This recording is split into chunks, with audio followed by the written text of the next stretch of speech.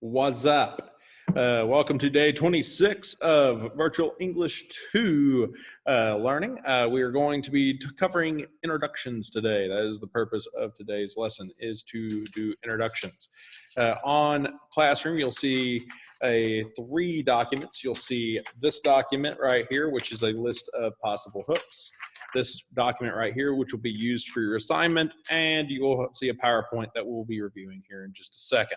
So let's talk about these hooks or leads. So introduction. So we've been covering what is an essay, and an essay. Now we're going to move into like the essence of what are the vital three parts of an essay. There's technically four, because you have content-based stuff with development that goes back to Tolman that we talked about earlier this year with claim, warrant, data. That's one of the parts. The other three parts are structural based. So all essays will have a beginning, middle, end. They'll have an introduction, a body, and a conclusion. And introductions usually have a unique bent to them. They will usually have this thing called a lead or a hook to help bring in the reader into the bigger topic. You start off broad and you get a little bit more specific. So these are not every lead that exists. These are not every hook that exists. There's a wide variety of leads and hooks that are out there. These are just some of the more popular ones that you'll see.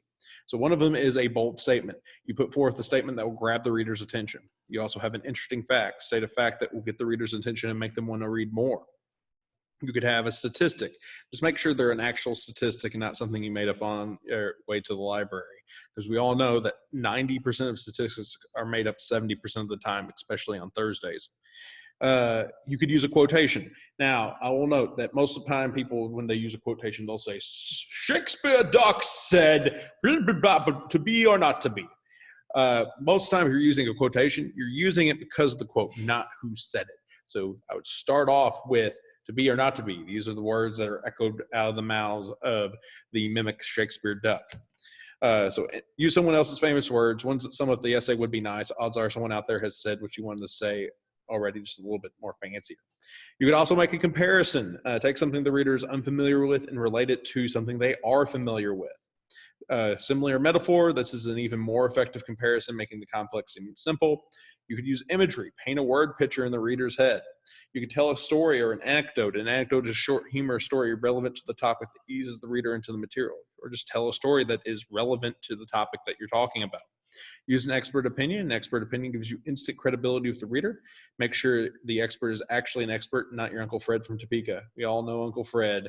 He shows up at Thanksgiving uninvited. Your mom's like, why is Uncle Fred even here?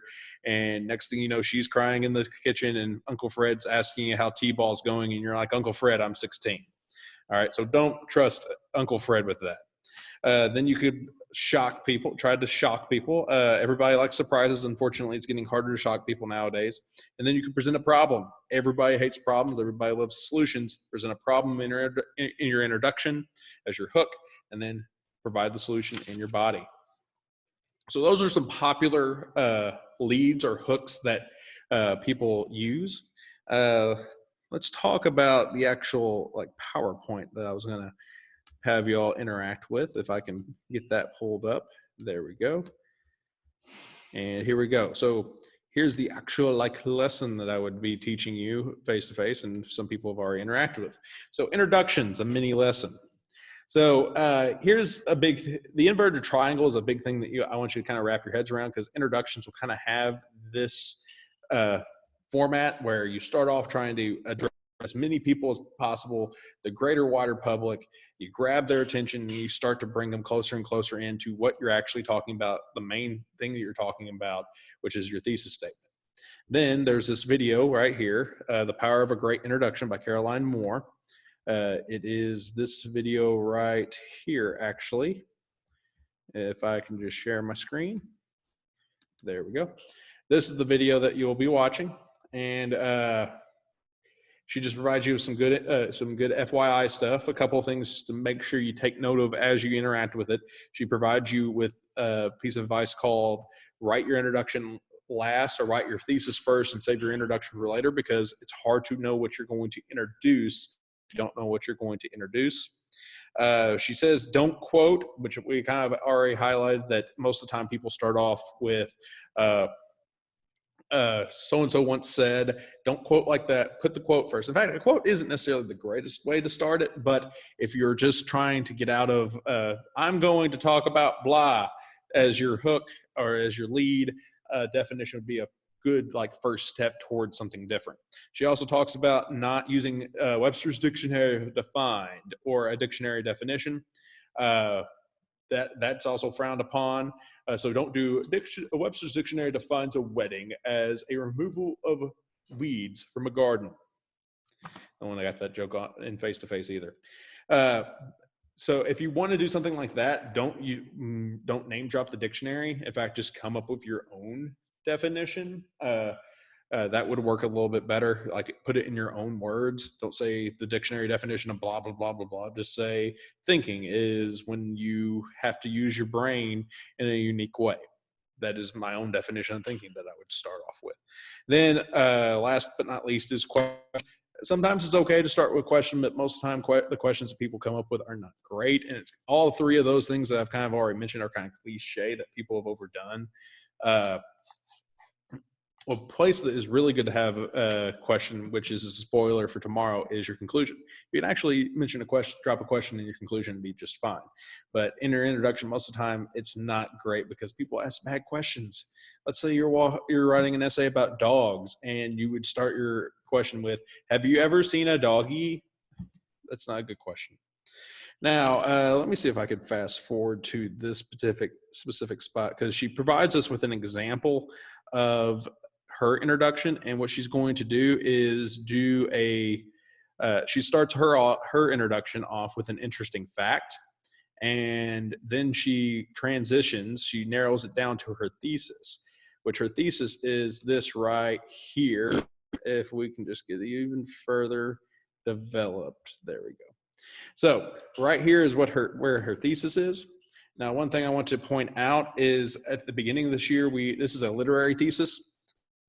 And at the beginning of the year, we did one of these for those advertisements, if you remember, and the Peggy McNally waiting lesson. You had to create a thesis statement.